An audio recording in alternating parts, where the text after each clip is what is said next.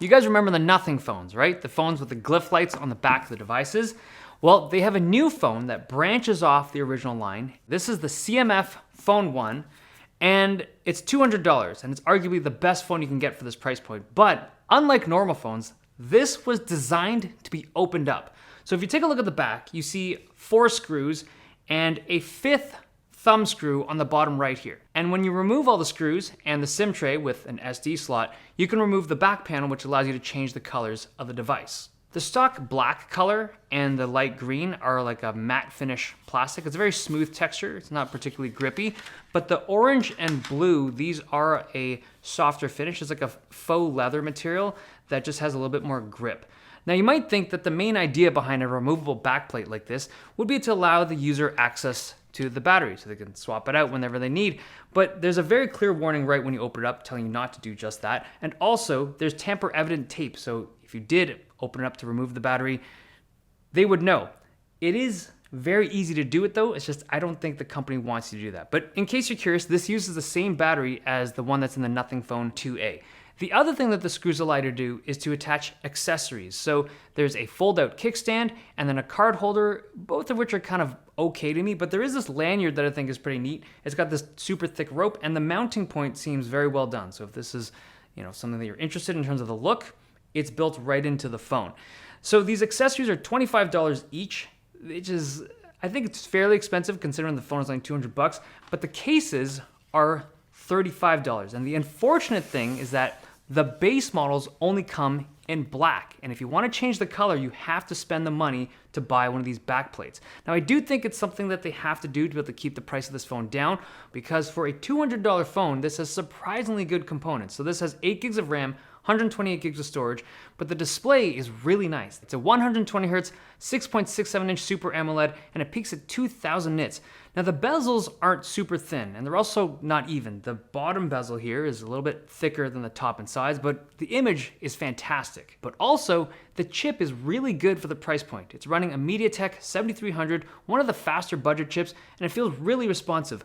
Light and even moderately demanding games play well in it, but even heavier games like Genshin and Wuthering Waves, those need to run at lower settings, but they still play very smoothly on this device. Now, in regards to the camera system, it's a decent shooter, but I think I was expecting a little bit more because they had hyped up that 50 megapixel Sony sensor.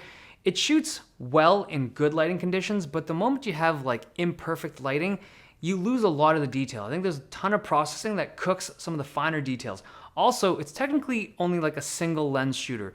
The images are shot off this bottom lens. The top lens is apparently only used for just like depth sensing in portrait photos. It doesn't actually shoot images off of that top sensor. Battery life was quite good, which is expected because it is a big 5000 milliamp hour battery. But a couple other thoughts. The vibration motor in here is by default really weak. You have to crank it up to like the max setting and then it becomes more usable, but out of the box it's like strangely weak. Fingerprint sensor is good. It's an optical one, not ultrasonic, but it was fast and responsive, but there are some deficiencies. So the first one, and I'd say the biggest one, is that this device doesn't have NFC support. So if you use Google Pay or any kind of tap payment system, there's also no wireless charging. And also the speaker system, it's a mono speaker on the bottom, so it doesn't sound particularly great. And also it's quite easy to cover up that speaker when you're in landscape mode. But the other big one is that this thing only has 2 years of major Android updates and 3 years of security updates. Now, over the past week that I've been using this phone, I can't help but like this thing more and more. And I honestly feel that the regular Nothing phones, like as cool as those glyph lights are, I'm drawn to them. Part of me feels that this is what Nothing phones should have been. Like a more higher tier version of this would just be more broadly appealing. Not everyone loves lights, but I think there's real utility and functionality behind like swappable cases and accessories that attach to this thing. I just think it's a really neat device. And I think because this phone doesn't lean too heavily on this whole gimmick of like accessories, because the base phone is so awesome, I think it's cool. I think it's a really nice addition to Nothing's lineup. There is one other thing I wanted to show you that was interesting. With this launch of the phone came a pair of earbuds.